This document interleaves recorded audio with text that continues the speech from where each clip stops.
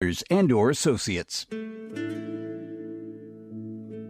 Chronicles of Hope is essential reading for seekers of inspiration and spiritual empowerment. This series offers nourishment for those on a path of increased awareness at this challenging time. Inspired by higher sources of wisdom, Chronicles of Hope delivers messages to lift your spirit with a roadmap of hope and guidelines for living a life of expanded consciousness. The guides offer powerful insight for mental, emotional, and spiritual growth at this critical tipping point for humanity. The message is clear. We must change. We have the power to raise our vibrational energy individually and collectively before it's too late. I am Lois Herman, author of the best-selling Chronicles of Hope series and host of the Inspiring Hope radio show at WSMN.live or 95.3 FM. You can find me at loisherman.com or chroniclesofhope.net.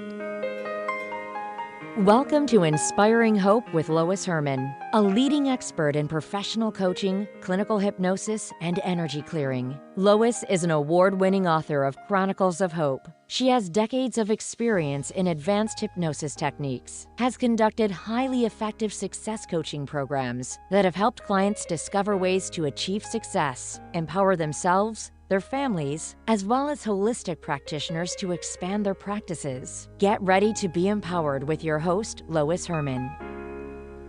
Good morning and welcome to Inspiring Hope. I am your host, Lois Herman, and I'm here to inspire you with positive messages and celebrate people who are making a difference in our world. When we focus our thoughts and energies on truth, honesty, and integrity, we create powerful shifts that cause us to be more positive and peaceful. As we lift our energy, we empower everyone around us. If we each do what we can to make small shifts in awareness, we create ripples of hope. Join us as catalysts for positive change for our families, our communities, and our world at large. And I hope you're inspired by today's show. And today, I want you to think about, with all these global issues and chaos going on, are you feeling empowered, or do you feel worried, angry, or depressed? And what does it take to shift those disempowered feelings and step into self-power that drives your soul and your decisions to manifest health and happiness in your world? It takes introspection, asking questions, and paying attention to receive the answers. Empowerment is a high-level emotion. As we investigate empowerment through movement, we notice what is holding us down, keeping us entrenched in a lower vibe state. In a few moments, we'll have Lisa Garside share her thoughts about moving into a receptive state to allow your body to heal across all levels. Fear, hate, and guilt are three low-level vibrational energies that paralyze us and prevent true connection with our higher self, our divine source. Shifting hate starts by asking questions. Where does this feeling really come from? Is it mine, or is it a learned behavior? Why do I continue to feel this way? How can I choose again? The process of discovery takes courage, thoughtfulness, and being open to receive answers. In Chronicles of Hope, the Archangel's book that I'm working on right now, the Archangel Samael was asked how we can change hate. He replied, "People who hate must stop themselves. There is no way to control them. Any attempt you make to force people to not hate is only going to make them hate you. The answer is in education, especially from a young age. The problem is that hate is passed down from generation to generation, and there are those who hate without even understanding why. They hate because their parents hated, because their teachers taught them to hate, and because their grandparents hated. They don't even understand why they do it anymore. Sadly, hate and fear is likely to wear off on someone who loves, more so than the other way around. It's much easier to hate than it is to love. Love requires self-sacrifice, self-introspection, self-awareness, and hate doesn't. Hate puts the blame on everyone else.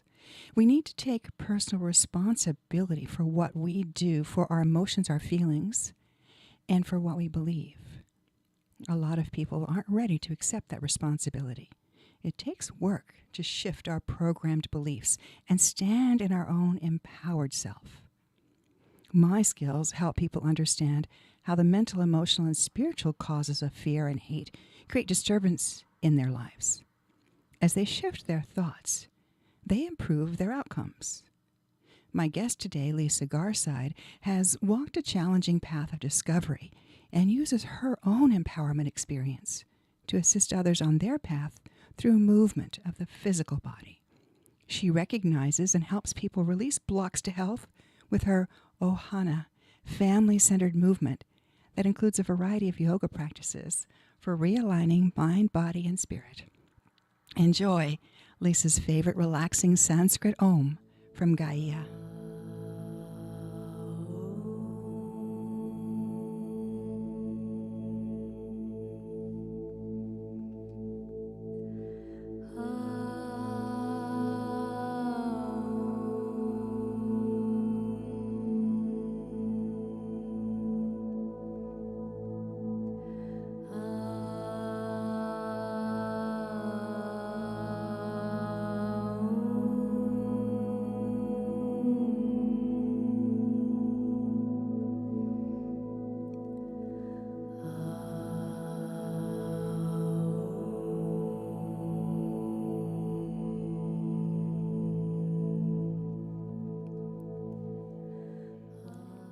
Wow, Lisa, that really sets the stage, doesn't it?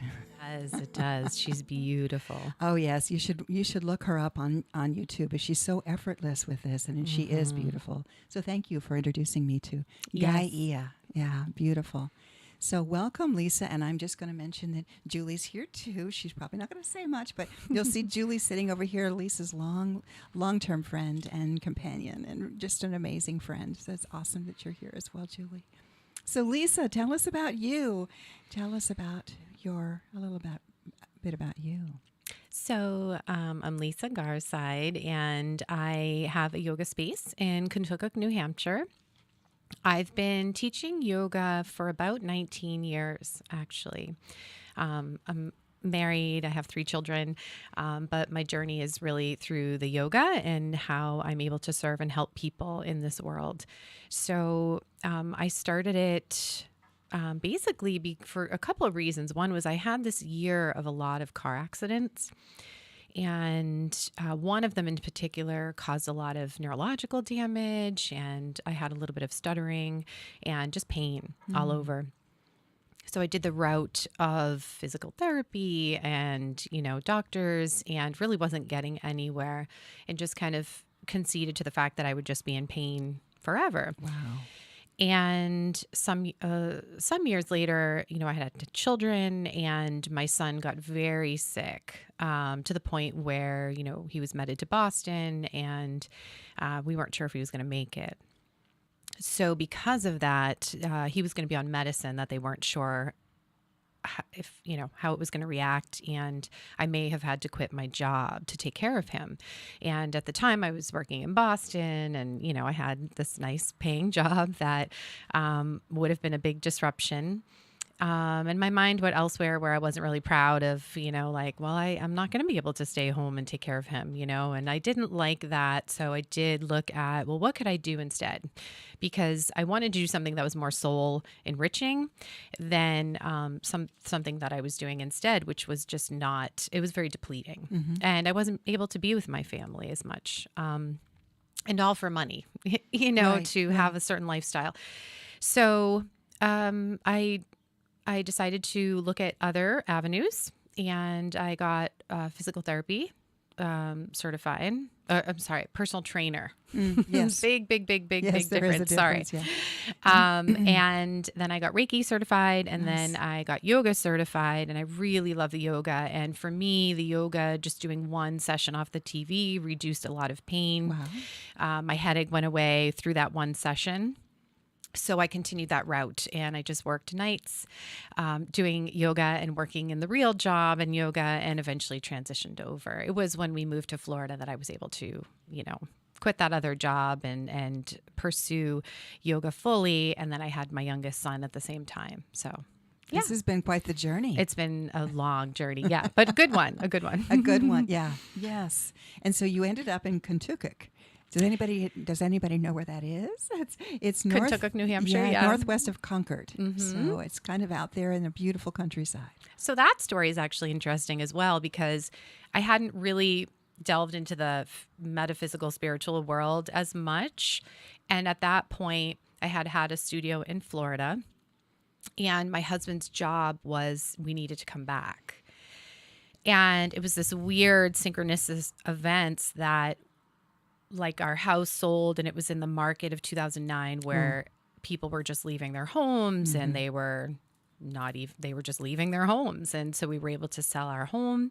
I was able to sell the studio. We rented in Contagious. So my husband's aunt said, there's this house. Because we only had 2 weeks to move, I thought, oh gosh, we have these kids, and how are we going to fly up and find a place, and how is that going to look? So instead, we trusted her. She said, there's this big farmhouse. They need to rent it. So sight unseen, we said, sure, we'll just take it. It was 45 minutes to my husband's job. And so we rented it. And it ended up being this 5,500 square foot farmhouse on 63 acres bordering a river. It was like pretty amazing. Yeah.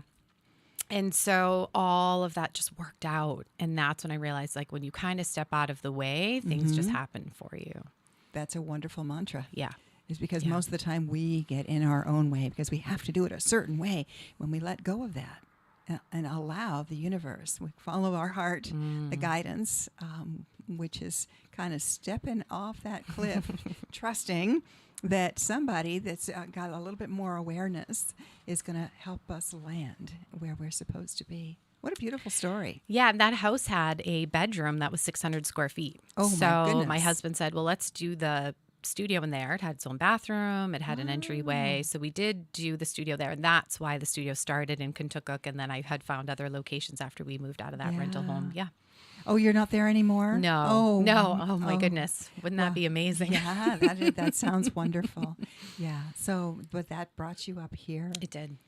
Yeah. And that's why the studio's in Contagious, even though I live in Henniker. I see. Now, I'm familiar with yoga, and I shared with you, and I've shared with other people in other radio shows. My body doesn't really like yoga because I'm a dancer. I like to dance, and I like movement. And getting into a position and holding it there, I think it's, I blame my 10-pound, 3-ounce son that, I have no abdominal muscles left. But, that was a long time ago. That's one level of blaming.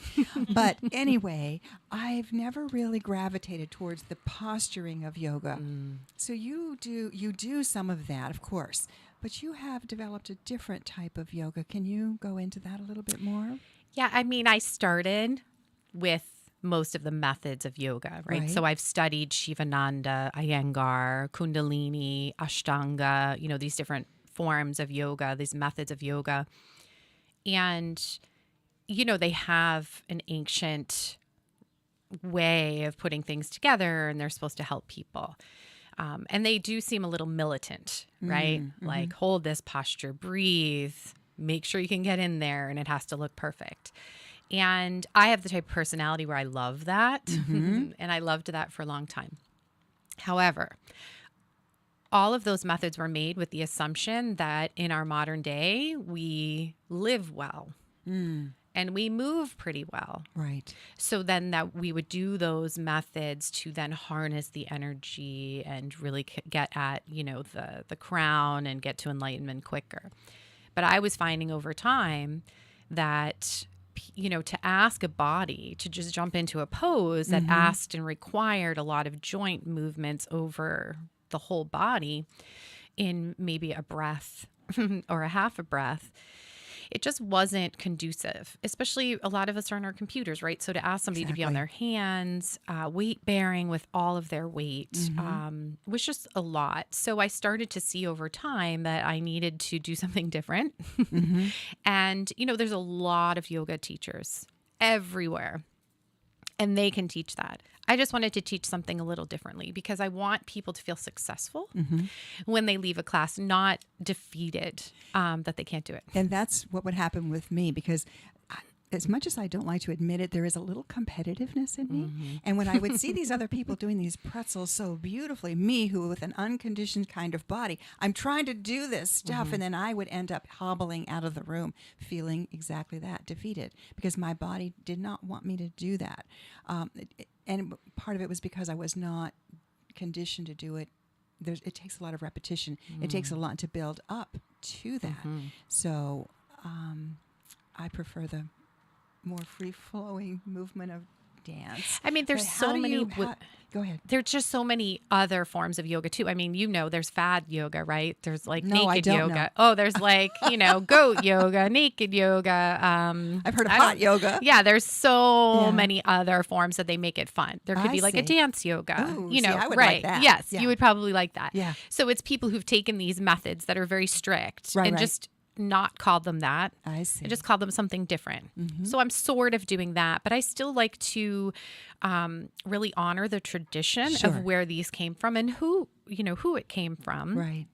But also I have to understand that if in order for someone to feel successful, they have to understand that if my shoulder joint does not move well, for me to even just raise my arms up overhead is going to be something that's difficult. Yes. So we might have to break that apart. So I like to break a lot of things apart and look at a person's ability, and then we might decide if we're going to do a warrior two or a downward dog or even a child's pose, But it stems from looking at the person and not just doing choreography of a method, really looking at the fundamentals of why a posture is put in place in the first place. Correct. And then break that down, and just breaking it down to even the simplest form is still yoga. It's still consciousness. It's still awareness. It's just not this thing that people think yoga is, which is scary pretzels and stretching too much and forcing bodies to go in, because you'll put yourself in that position. Yes. It just doesn't mean that that's good. So you basically adapt the postures to the person's body structure and abilities. And we even go further than that, where we may not even touch yoga poses. Ah. We may just look at, can you isolate this specific part of your body? Is it even mapped? Do you even know where it is? What your brain thinks your body looks like on the outside is not how we look at. If we were to draw our body, we draw the whole thing. The legs, the arms, everything's even, everything's the way we see it. That's not how our brain sees it. Our brain is going to have skipped parts, missing parts, because if we never use a rotation in our hip, it's not even going to know that that part of the hip even exists. So it wouldn't even map to that area. And one of the things that I had seen maybe about 10 years ago was all these women coming to my class like, oh, I had just had a hip replacement. I just had a hip replacement. And I thought, wait, even just because you're 50 doesn't mean that that is something that should happen through aging. So I really looked at researching, and it may even have been more than 10 years ago. This isn't normal. We shouldn't age just because we're getting older. Right. Aging is a function of lack of movement, lack of doing things.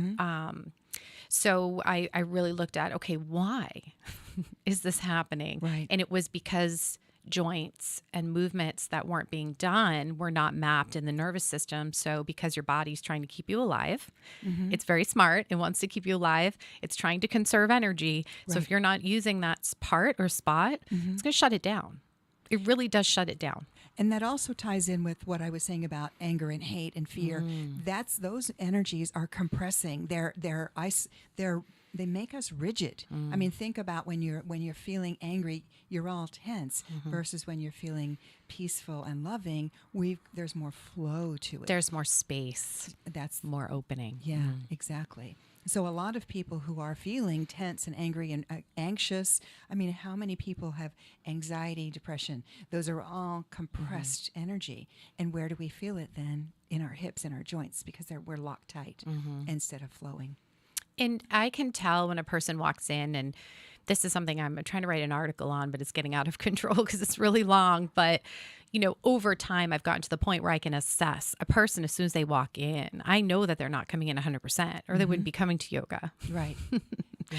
So I know that there's little dings and dents and parts of them that life has really harmed them along the way, right? And they don't have the tools to get that back. Right. So I can assess a person right away, know if the hunched shoulders are emotion. Is that a closed down heart? Or is it that they're sitting at the computer? There's much more of a level of assessment of somebody where it can't just be physical, although I like to tackle the physical first because it's something tangible. They feel it more. They can assess, is this discomfort? Is this pain? Or is this just a muscle that hasn't been looked at or activated in a long time? Right. And it's usually some combination of all of that.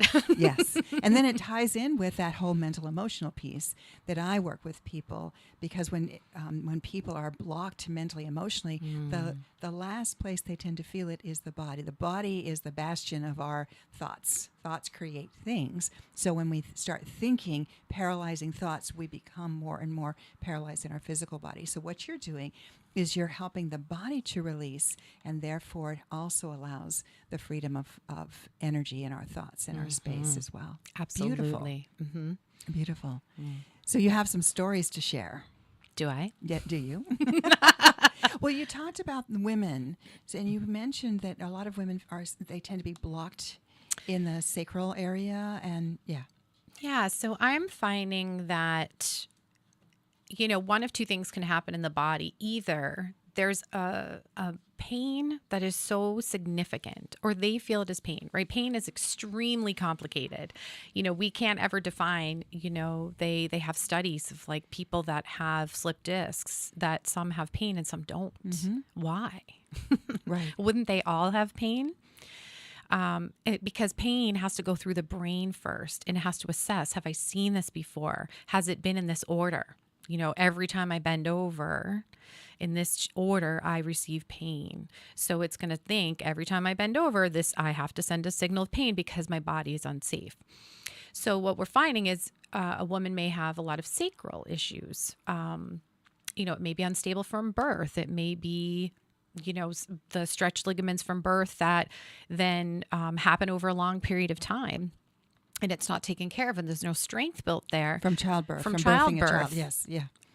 We have a lot of ligaments there for a reason.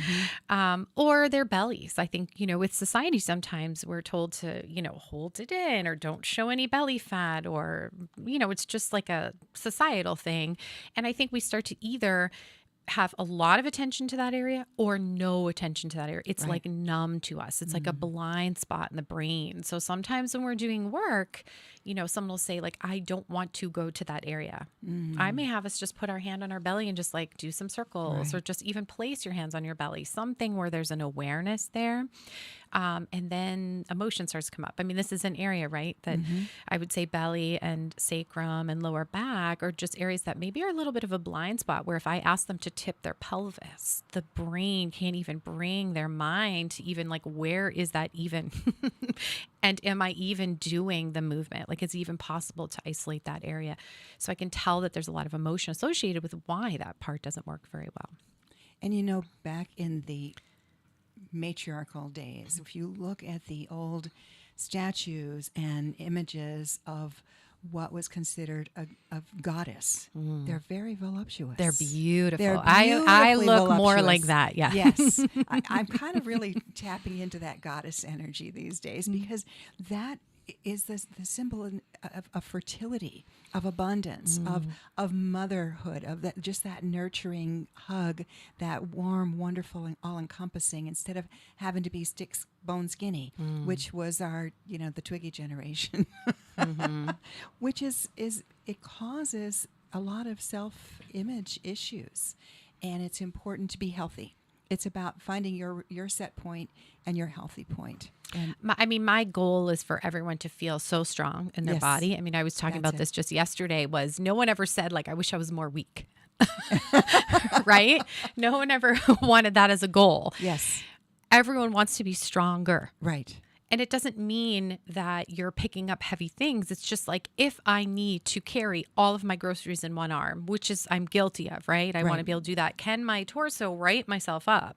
Right. So I don't fall over to that side. So it's really important for me that when we do these classes that they relate, I educate of how these relate to everyday tasks. Absolutely. That's like my chiropractors have often said, you need to, if you're going to carry something, you need something in each hand that's about the same balance. I used to carry my big old briefcase over my shoulder and then have a smaller purse on the other side, and so I was lopsided, and I was skewing my spine because, again, my strength was not where it optimally should be, my physical strength. And we need to learn how to navigate our bodies. And what I would say is, that's actually a good thing. Carry different weights, because we can't be right. So if you're putting a suitcase up on the top of a plane, it's not going to be equal distributed weight. Right. What we have to do is, instead of leaning into the heavier side, can the torso be upright? Can the torso stay upright even though I have more weight on one side versus the other, instead of giving into it? Yeah. Even like accidents. So I try and prepare people for accidents. Like, if you fall, you don't fall directly into a plank pose. You would never fall exactly with your wrists in the exact direction, elbows locked, all prepared. Sometimes you fall on just one hand. You know, sometimes it's not going to be in this beautiful position. So we might train the joints of the arm to be in all the directions. And then, can it be weight bearing? And how do the three bones, the joint rhythm of the shoulder, elbow, and wrist all work together? And can it be one side, the other side? Can they be different? You know, so we're training literally every possible movement so that your nervous system has seen it before. That way, if you go into it accidentally, it's not a shock and it doesn't cause more damage than it needs to, versus just like a little uncomfortableness maybe for a day. That's interesting. Yeah, that actually reminds me of the story I think that you wanted me to tell. Yes. She has lots of stories. I have a client that has a really bad knee, and she's 70, and, you know, for a long time they wanted her to do surgery. So she was taking my classes for a year during COVID through Zoom. She's a year pass holder and was taking classes every day. And she told me this story of how she was going down her back steps, and her dog kind of just ran past her and kind of pushed her. And she was 5 steps from the bottom, and she kind of tumbled, but made it to the bottom and wasn't hurt. You know, and in her head, it was like, my knee would never be able to handle that, right? But it did, because we were practicing things that allowed now the bone rhythm of the leg, the hips, the knees, the ankles to adapt to different positions. And she said, I would have been hospitalized. This would have been something that I would have been flat on my face. I never would have done that. But because it was trained for it, what does the body do? It immediately kicked in and knew, oh, I have to save her. To me, that was amazing. That is amazing, because the body does have its intuitive wisdom. But what you're saying is a lot of those parts of us are sleeping. They're sleepy. I mean, we always have some muscular engagement, right? So even if you're laying down, you have connective tissue that's like holding your organs. It's all webbed in there. If I were to lay down and there wasn't any engagement, all your organs would just like sink to the back and fall, right? Like in a cabinet. But they don't. So there's always some level of engagement. So, I mean, there's a lot of talk about like, well, if your glutes were asleep, then you wouldn't even be able to walk. Well, you know, you wouldn't be able to get up. There's the autonomic system is engaged all the time. Your time. lungs are moving. That's the diaphragm. That's the biggest muscle in the body. The diaphragm is moving. And I love the diaphragm. Oh yeah, I bet you do. That and the serratus, yeah. Now, what's the serratus? That's that finger-like muscle that goes across the side of the chest, and I think it's important for women too, because it helps with the shoulder stability. Women are pretty strong in their lower body, but that's like one of the muscles that helps that upper body. That's so true. Yeah, I think that's why I like dance, because I'm stronger in my legs.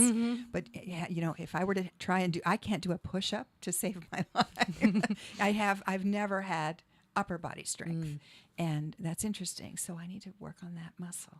Very fun. Well, there's a lot of muscles, but that one I love the shape.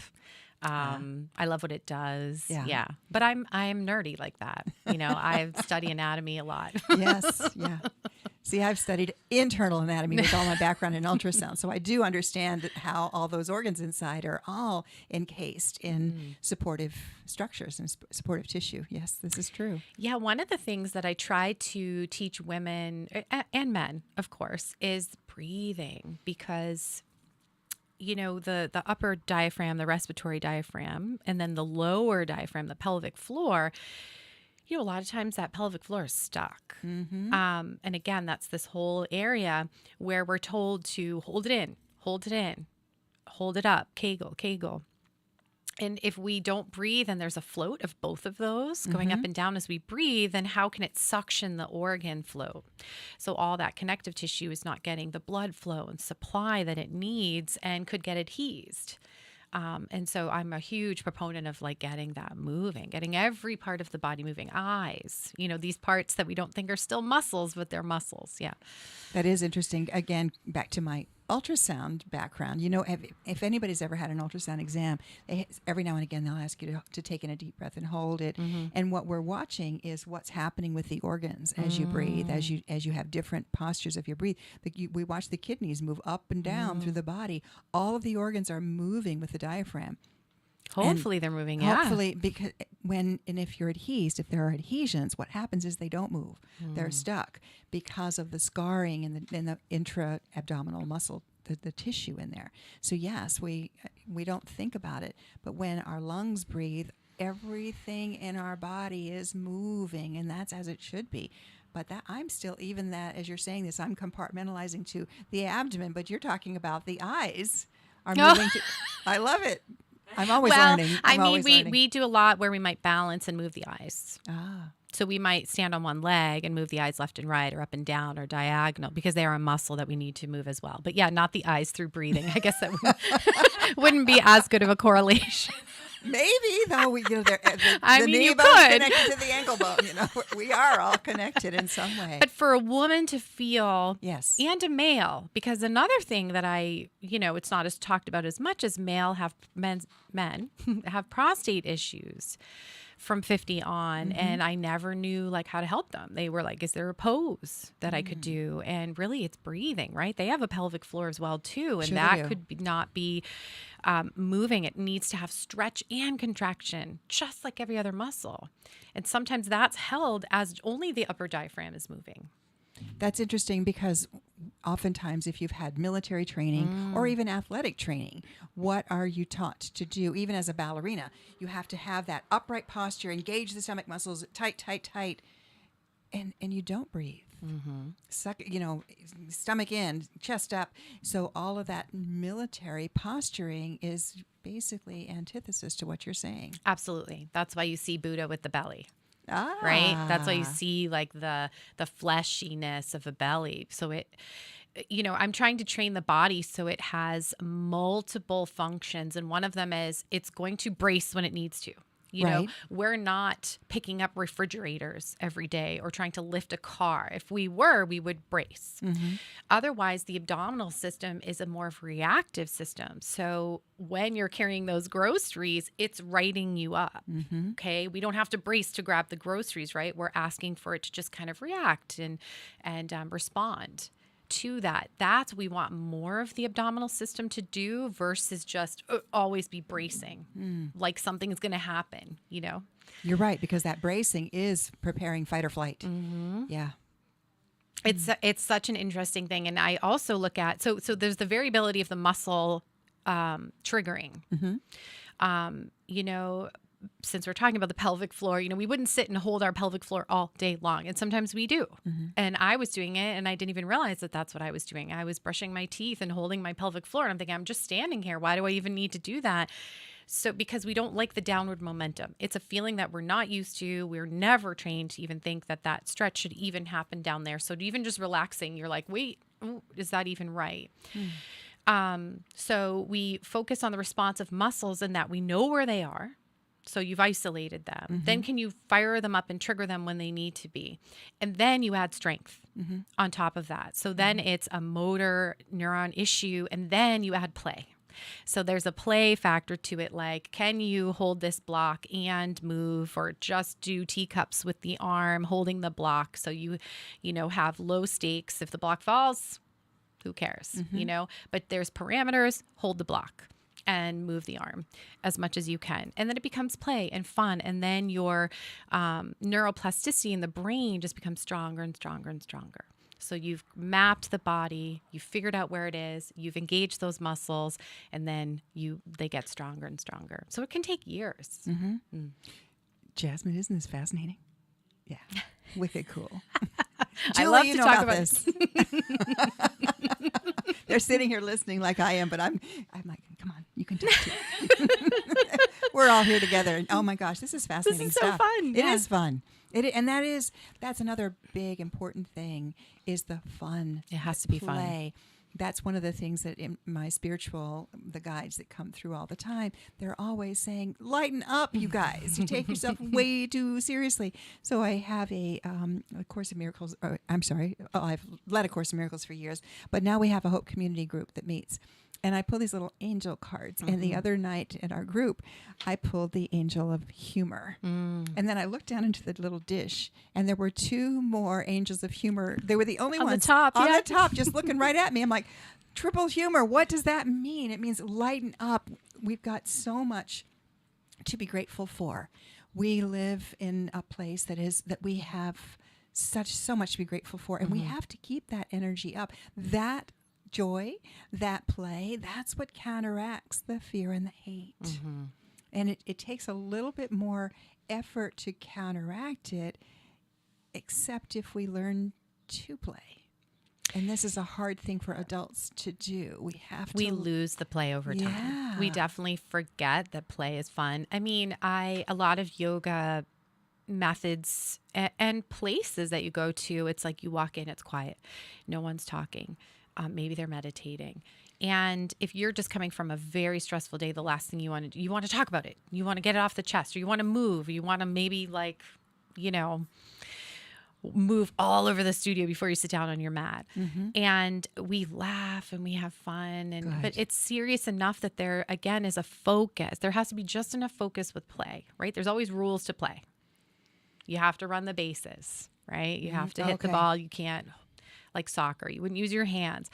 But in that parameter, there's still fun, right? And then there's focus, and then there's rest. There has to be there's recovery. fun until there's not. It's like my husband and I are dancers. And I've had to learn to just allow the dance to flow and not be critical of, oh, you missed a step. I've seen other couples where it is no fun because one of them is like, well, you didn't do this. There's this angst that goes when they're doing couples dancing. They've lost the element of play.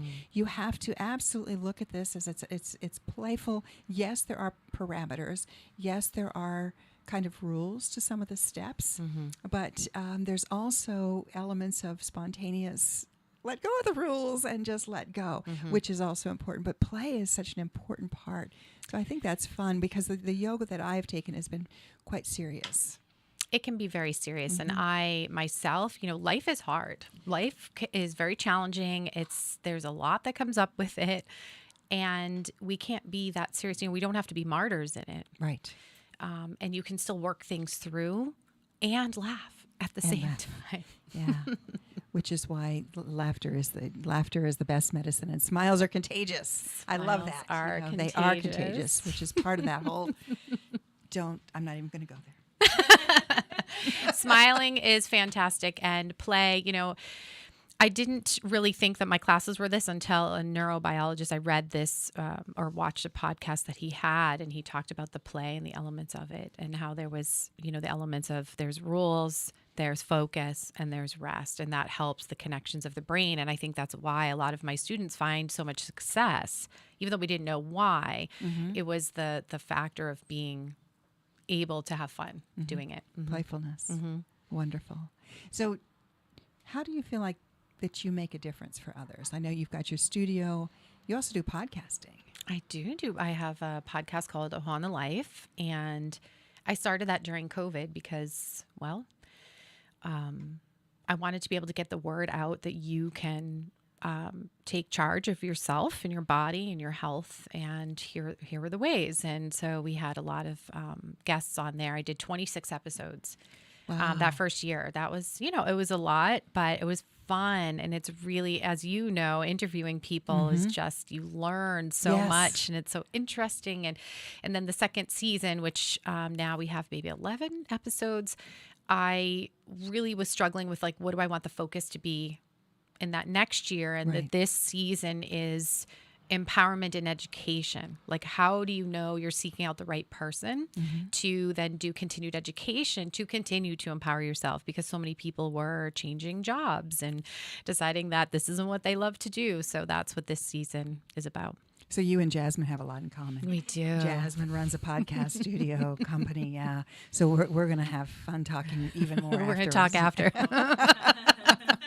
Yes. So she's got me podcasting now, which I'm excited about. It's so and I fun. was on. You actually interviewed me on your podcast. Yeah, we called this the week of Lois and Lisa because,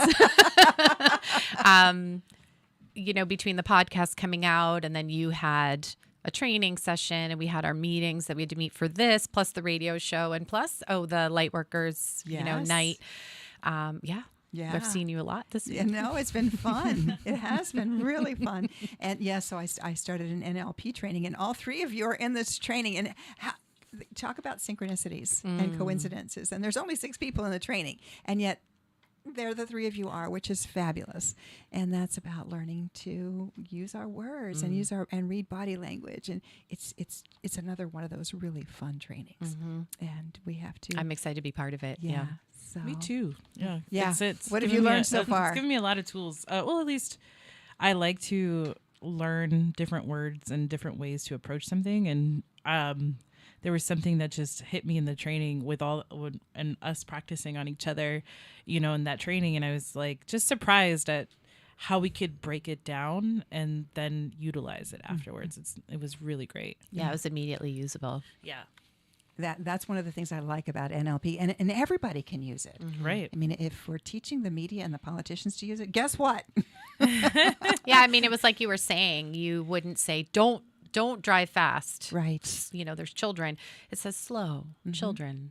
Exactly. And that's like parents will say, don't play in the road. No. Play here. You always want to tell a child where to play, never where not to play, because their subconscious does not hear that not word. So, yeah. And it's also, again, it's fun. And it makes us more aware of other people and their styles, their language styles, their presentation styles. Some of us talk with our hands, are more expressive. And, so it's just Can't all help kinds it of when fun. you're Italian. I guess the way I like to empower people is make them feel strong mentally, physically. Yes. And, the nervous system is always feeling like it's under threat. So, it's going to feel like it's either under threat or it's going to feel safe. So we in class put it under threat in very small, safe ways. Interesting. Right. So because we want a varied nervous system, we wouldn't always want to be peaceful. Right. Because then if a car stops quickly in front of us, we wouldn't be able to adapt. We wouldn't react the way we needed to. But we also don't need to be in the high levels of stress that we are in our society either. That's poison. That's just slowly, I think I heard this analogy that, a cupcake or a muffin, let's say a muffin, in itself isn't bad. But if you had a muffin every day for a year, right, it would start to add up, right? And the same thing is with stress. Stress on one day isn't bad. We have to get through life. But if that stress was the same over a year, we're going to have a lot of problems happening with the body. So I like to put the body into stress. Good stress on muscles is what makes it build. Right. So we put the stress on the muscles, the tissues, the bones in a safe way, get the nervous system to be in a heightened state, and then we immediately relax and go, assess. So we're basically taking control of that. You're taking control of how much you're heightening it, and then can you relax in between? Because, at the end of a yoga class is Shavasana. It's this corpse pose. Part. Yeah. But so I've gotten to the point where in between everything we do, I can get to that state of relaxation in between where it's like, we just did this really hard thing with the legs. Now take those breaths in between. Exactly. And it feels like Shavasana in between each and every one. So then we have this variability. And that's what's happening so much in our world today is people are being bombarded with constant stress, stress, stress, stress. Let's just change the narrative to, oh, now let's give you this stress. And people are really reacting. I'm seeing them with anxiety and just all these different disorders that are happening. And that's the mental, emotional, and I'm sure also the physical, because we are under a constant state of stress, of heightened awareness, and we're not relaxing in between. So people aren't sleeping. People are turning to other types of destructive habits. Substances, yeah. Exactly, that are not healthy in order to somehow relax and escape.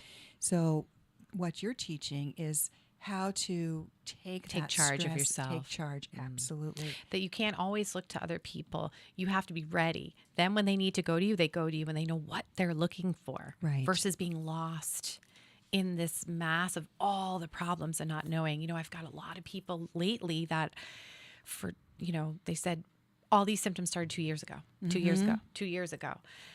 Either they're sitting at the computer with Zoom or they just haven't had the same activity that they were having before. That's easier to fix because we know what happened in those 2 years. Exactly. Right? It wasn't a car accident. It wasn't a major event that shook the body. It's a lot of emotional news, fear, these things that they're seeing externally. So it's like, all right, well, let's get back into charge of, do you feel strong? Let's get you strong. Then you can step out into the world in a much better place. And you can also do the same thing with, are you emotionally strong? Are you spiritually strong as well? Because there's a lot of that attack that's happening on many different levels. So when you feel strong physically, yes, it's gonna automatically strengthen the brain and the connections and the thoughts and all of that. Yeah, I just backdoor it a different way. Yeah, perfect. That's beautiful. Yeah. So how do people get a hold of you, Lisa? Where do they find you? Okay, so I'm a lot on Instagram at Ohana Yogi. Spell that. Ohana. Okay. Yogi, Yogi. Okay. And, Ohana means family. So I do have my chickens on there and any dogs. We lost 3 dogs in 1 year. So we don't have one right now, but we were fostering. And so all that's on there. My kids won't let me have them on there as much. Are they teenagers? They are. Okay. But I try and sneak in photos here and there. And, everything that I'm doing, I'm on Facebook at Ohana Yoga, plus my, personal page, Lisa Garside, and then the website, Ohana Yoga NH for New Hampshire. I think that's it. So people can come to your studio in person, but you also do online work. Zoom, yes. I mean, I think it's really important that my vocabulary has had to change over the past 2 years of being able to convey to these people that aren't in person every intricate, because what I teach is so minute that to explain, to move only this part of your shoulder takes a lot of vocabulary. So people on Zoom do feel very inclusive. And it takes it's a different way of being able to look. You can't feel them. You have to really be acutely aware of what they're doing in order to read them. So, yeah, those are, I think that one of the blessings of this past 2 years is reaching out to a broader audience. All over the world. It's fantastic. Yeah. Yeah. Wow. And in so doing, you and I met through a Zoom class that we had mutually taught in, and you've been reading the Chronicles. I would love to know your thoughts on the Chronicles of Hope. So I knew that I needed to know more about you when I first met you through that Summit Health video. I reached out right away, and then we spoke, and I ordered all 3 of your books right away. I've read The Spirits of Amoskeag, loved that book, very touching, especially since we're here in New Hampshire. Yes. And I've read the first Chronicles, and I'm on the second. Wow. And so the way I'm tackling it personally is reading one of your sessions per night before I go to bed, so that it really integrates into my mind and thought process that way, versus reading it and then maybe going through the day and kind of losing the translation. So that's how I'm doing it. But I think it's great either way. And I think just opening up to any of the sessions and just getting an idea is really informative. but yeah, I'm following you in every possible way No, now, I doing the love it. NLP training. Yeah. And And you were at the Hope Community meeting too, I was. which is where we're talking. It's about applying the messages that came through. Mm-hmm. And I'm just curious, did you find the reflections helpful versus the actual session? Were you able to get what you needed from the session itself? I liked, because it's the reflections, and then what was after that? So there's repeating the actual conversation, Yep. which is the verbatim of the session that happened. Yep. Then And you have the reflections. Then I do the reflections. That is kind of a recap of the session, and then there's the highlights. Highlights. Okay, so I like the reflections a lot. Okay. So I like when you broke it down for us Okay. that way. And then it was nice to have the highlights to go, oh, okay, because there were some that I said, oh, I don't even remember reading that. Yeah, and the highlights to me, it's sort of like open the book and that's what I can read. If you try and open the book and read the conversation, a lot of it is out of context. So that was what Team Hope were the ones that said, why don't you try this and try this? So we experimented with the formatting of the book and how it came to be. And that's what I'm actually adding that in book 3 as I'm creating it, is how this book came to be, which I is can't kind wait. of fun. So I'm the people on Team Hope are able to pre-read the sessions before they're out there for the rest. And I just finished Samael's session yesterday. That was the first one that was done to an entire group. And so I'm waiting to hear back from the group that was originally there to see, did we capture what happened? Because that was one of those, wow. Yeah, kind and of I'm excited experiences. to do some hypnosis sessions with Yeah. you soon. Yeah. To maybe just get, I really feel like I want to serve humanity, Yes.